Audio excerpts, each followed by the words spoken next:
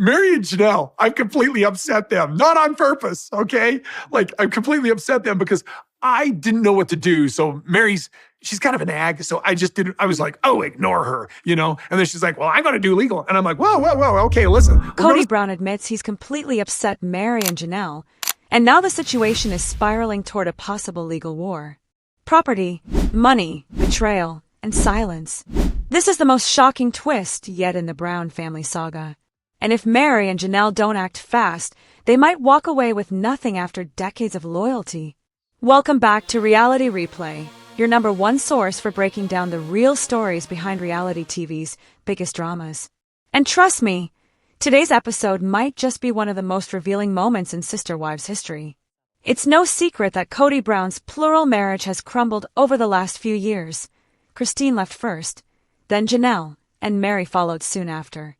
Robyn remains the last wife standing, but even that relationship is under intense pressure. And now, Kody has made a startling admission that could change everything.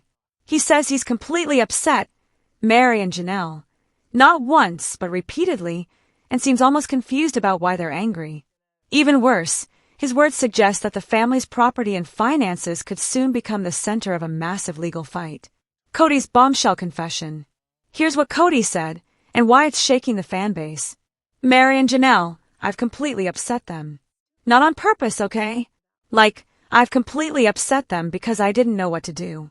So Meri, she's kind of an egg, so I just didn't. I was like, oh, ignore her. And then she's like, well, I got to do legal, and I'm like, whoa. Okay, listen, we're gonna sell the property, and you guys will all get your 25%. There's a lot to unpack here. First, Kody openly admits he upset both Meri and Janelle. Then he describes Meri as kind of an egg, a comment that many viewers found dismissive and disrespectful. And most importantly, he says he ignored her. Think about that. After decades of marriage, after building a life and a family together, his response to Meri's concerns about legal and financial matters was to ignore her. It was only when Meri mentioned legal action that Kody started talking about selling property and dividing things, 25% each. And that one line has set off alarm bells everywhere. Why was this not being discussed before? And why does it feel like Kody is scrambling to offer solutions only when his hand is forced? The money and property war. Let's put this into perspective. The Browns' most valuable shared asset is the land at Kody Pass in Flagstaff, Arizona. The plan was always for each wife to build her own home there. But that dream never materialized, and now the family is fractured. With Christine gone, Janelle and Meri separated, and only Robyn remaining, the question of who owns what is more relevant than ever. If the land is still under a shared title, each person may have legal rights to a portion. But how much they're entitled to depends on how the property is legally structured, and that's where things get messy. Kody's talk of 25% each sounds like a simple solution. 4 parties, 4 shares. But is that accurate? Fans are skeptical. Christine, for example, sold her share of Kody Pass back to Kody and Robyn before leaving. That means the remaining land could now be split into 3 parts, not 4. Or, if Kody and Robyn combine their holdings, Meri and Janelle might own significantly less than they think. And here's the real kicker. If Kody has been making property-related decisions without their knowledge or input, Meri and Janelle might have no choice but to pursue legal action to claim their fair share. Meri's breaking point. Meri has endured more emotional blows than almost anyone else in this story. Kody famously told her that he had no desire for a relationship with her and suggested she could come visit him and Robyn, but that their marriage was over. Despite that humiliation, Meri stayed loyal for years, trying to make things work. Now, being dismissed as an egg and ignored when discussing legal and financial matters might be the final straw. Her mention of legal wasn't an idle threat, it was a signal.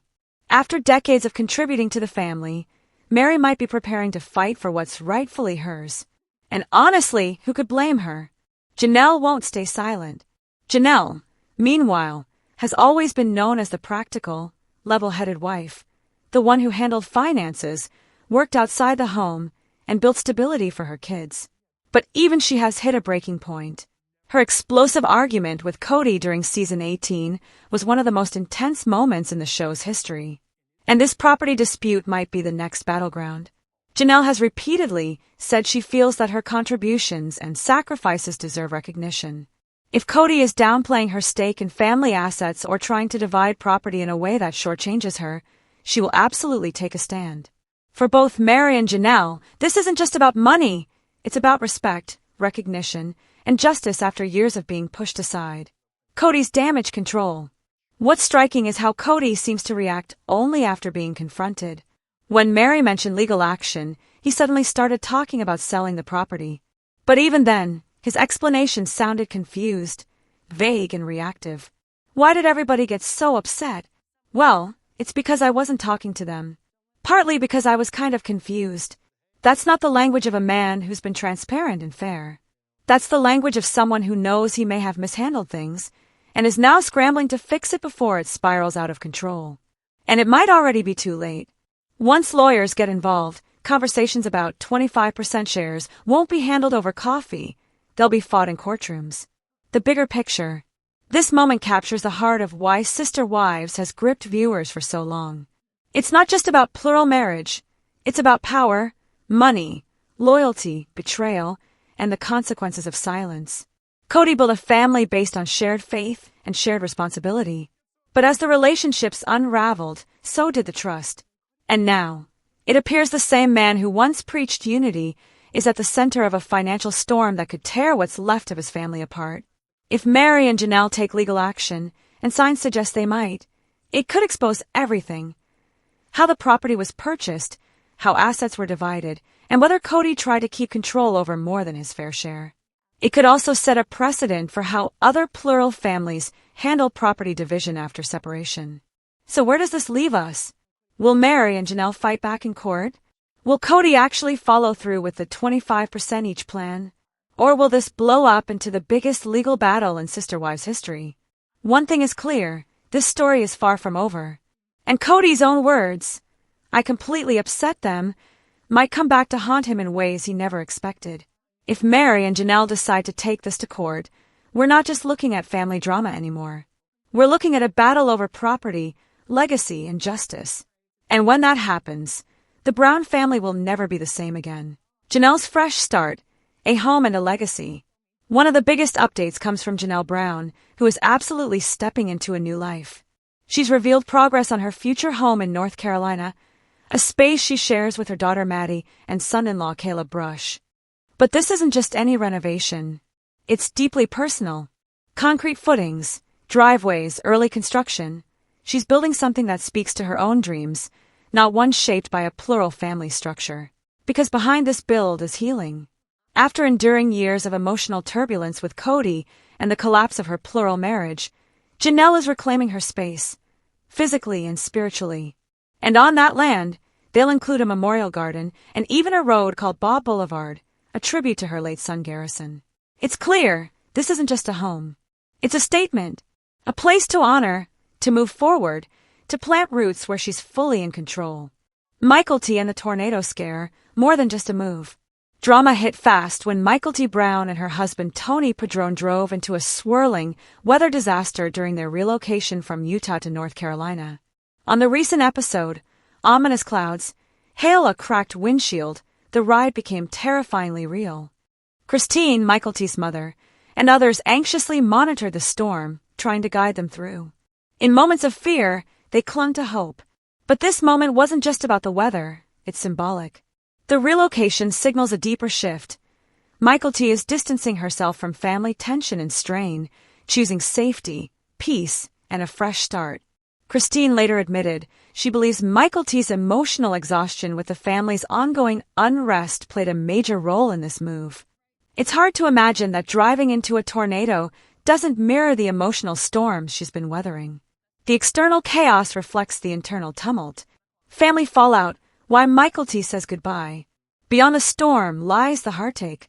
Christine, in recent conversations, revealed that Kody's move isn't only for Tony's chess career or proximity to family. It's partly about severing emotional cords that have frayed beyond repair. Kody has long tried to mend fractured relationships, with her father Kody especially, but the fracture lines may now be too wide to bridge. Christine said her daughter feels worn down by the perpetual mediation role and wants her own voice outside the Brown family's drama. The move is bittersweet.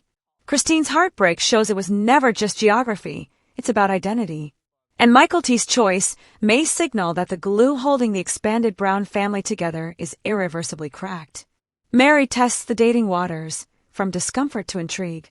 Meanwhile, in one of the more surprising twists, Meri Brown participated in a speed dating event in Salt Lake City.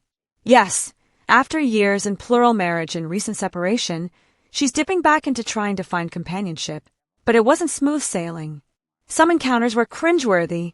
One man even cracked a tasteless joke about polygamy. Others were distant and aloof. But then came Ron, warm, genuine, and thoughtful. The only person she felt was worth seeing again.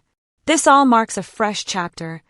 Meri stepping back into the world, rebuilding self-worth, and challenging the narrative that she's only meaningful in relation to Kody or the family. It's brave, it's vulnerable, and it's real. Kody and Robyn, polygamy's final verdict. In the season 20 premiere of Sister Wives, Kody and his remaining partner, Robyn, confronted the burning question, is there a future for polygamy between them? Or is it time to let it go for good? Kody admitted that attraction alone isn't enough. He questioned whether pursuing another wife would damage their bond. Robyn, for her part, said that while she might consider plural marriage under ideal conditions, she no longer believes in returning to the emotional complexity it once demanded. Ultimately, they made a bold decision. Monogamy is their path forward. Kody declared, "I'm done with polygamy." Robyn responded with acceptance, sealing their renewed commitment. In a family founded on multiple relationships, this feels like a pivotal shift, a turning point not just for them, but for the narrative of what this family will become. Let's revisit a piece of land that shaped the Brown saga for years, Coyote Pass. The sprawling 14-acre property, once envisioned as their shared compound, is officially sold for $1.5 million. But it wasn't simple. The project was weighty with dreams, tensions, and broken promises. Janelle now reveals she was perhaps the only one who truly wanted to live on Coyote Pass. For others, it was more fantasy than plan. She's admitted that early on she suspected the land dream wouldn't last. She also pushed for everyone to be on the title, so that when the sale happened, the division would be fair. But let's be real, the ending feels chaotic. After years of drama, distrust, and deferred dreams, the sale closure signifies a turning of the page. For Janelle, it's part of closure. For fans, it's the last physical hold she and Meri had in that shared family vision. So where are we now? Janelle building a new home, rooted in her own choices, honoring loss, reclaiming identity. Michael T escaping familial wounds by relocating, pulling her life away from drama, toward peace. Meri testing the dating world, reintroducing vulnerability and self after a life defined by plural marriage. Kody and Robyn's bold pivot to monogamy, dropping polygamy as more than a relationship structure, but a central family identity. The sale of Coyote Pass, closing a long-standing emotional and financial battleground. This isn't just gossip or plot twist. This is transformation for each Brown individually and for the possible trajectory of the Sister Wives legacy itself. Remember, plural marriage was never just a show gimmick. It defined value, power, relationship, home, legacy. And now that foundation is changing, crumbling, being rebuilt or discarded. For fans, this season is explosive. The emotional stakes are high. The relationships have been stripped to core truths. And the Brown family's next chapters are finally being written on their own terms. What's next? Will legal battles erupt over the Coyote Pass proceeds? Will Michael T settle legally in North Carolina, or will she remain distant from the Brown narrative? Will Meri and Ron go further? How will Kody and Robyn's monogamous path hold, especially in public view? One thing is certain, the Sister Wives story is still far from over. It's entering new territory, and I'll be right here analyzing every breakthrough and breakdown. If you want to be first in the know, hit subscribe, ring the notification bell, and stay tuned to Reality Replay. We'll break down the legal battles, the emotional fallout, and the next big revelations as they happen.